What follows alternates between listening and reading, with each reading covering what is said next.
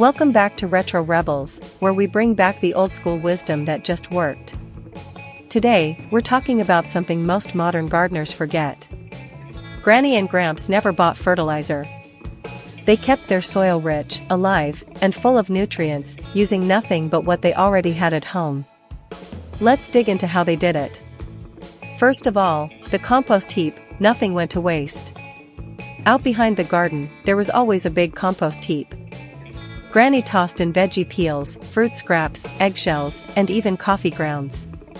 Gramps added grass clippings, dry leaves, and chicken poo when he cleaned the coop.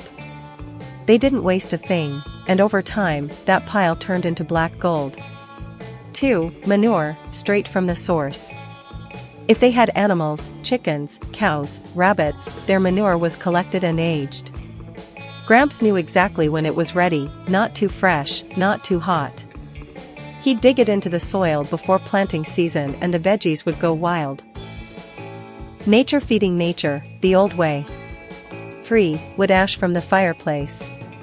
After a cold night, Gramps swept out the fireplace and sprinkled wood ash around the garden. It added potassium and helped keep bugs away. But just a little, never too much. Everything in balance, that was their rule. 4. Cover crops and crop rotation.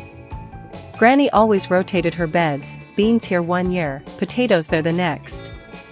Sometimes they grew cover crops like beans or clover just to feed the soil. When the season ended, they'd chop it down and dig it in, feeding the ground naturally. 5. Eggshells and banana peels for boosts. Eggshells were crushed and spread around the tomatoes for calcium. Banana peels went near the roses and pumpkins. No fancy plant food, just simple scraps used smartly. 6. No tilling, just turning. They didn't dig the soil to death. They turned it gently with a fork, added compost, and let the worms do the work.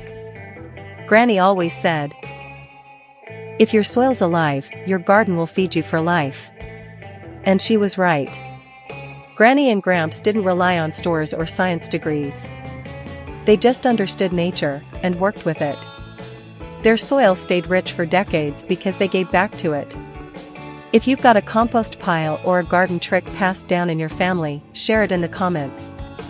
And don't forget to like, subscribe, and join us next time here on Retro Rebels, where old school always wins.